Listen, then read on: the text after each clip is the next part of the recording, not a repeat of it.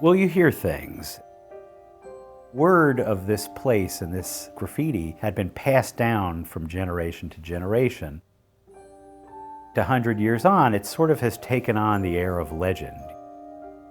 You hear that it's out there, and you set off in search of it.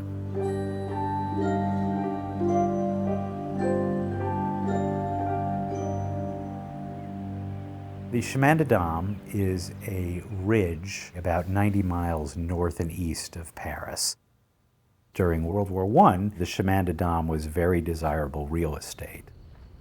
Ridges give you height, and it had the extra advantage of these centuries-old chalk mines underneath, which afforded excellent natural protection from bombardment. All three warring parties, the Germans, the French, the Americans, occupied them at one time or another. These are not places that you can find on your own. You have to hook up with somebody who knows where they are.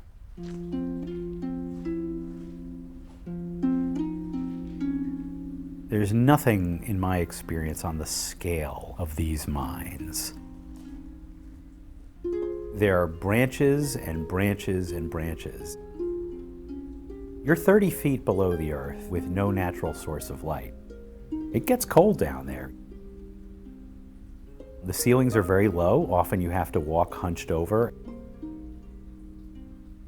One of the first things you see when you get into the mine are artifacts, mess tins, shell casings, and bottles. If you have any question at all about how the soldiers of World War I got through that war, all you have to do is count the bottles. Along the walls and the ceiling, you've got layers and layers and layers of graffiti. The American sector was just crowded with graffiti. Names, units, addresses, their alma mater, the name of their Masonic lodge, and carved beautiful Masonic compasses. They really wanted you to know who they were.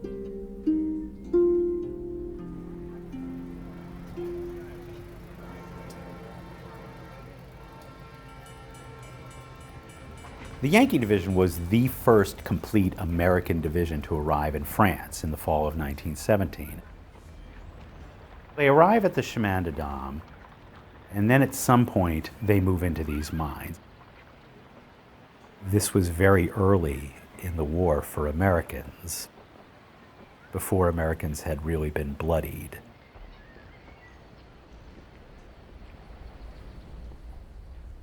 I think one of the most moving pieces of graffiti I ever came across was written by Corporal Joseph P. Shanahan. And he drew a hand pointing to a radiant heart. And he wrote, "Merciful heart of Jesus, have mercy on us."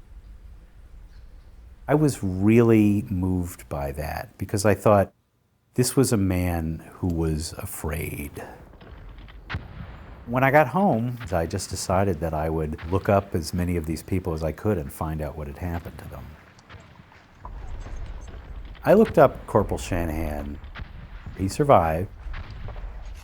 He was cited twice for bravery. Well, very deep, I came upon a simple ink drawing that had the name John R. Elliott. In 1917, when he had barely just turned 17, he lied about his age and enlisted in the Maine National Guard. He was sent over to France. I found this long list of engagements that he had fought in. At the very end, it noted that he had been killed in an attack on November 10th, 1918, the last full day of the war. And he was only 18 years old.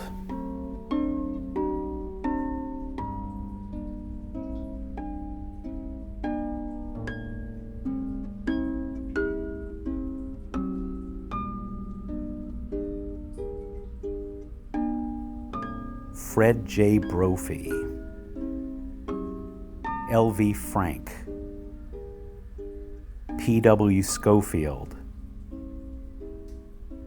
These were guys whose names were never destined to get into history books. But they wrote them themselves. You can touch a carving and know that that man's hand carved that name in there. And you feel a very personal connection. They wanted to leave something of themselves behind.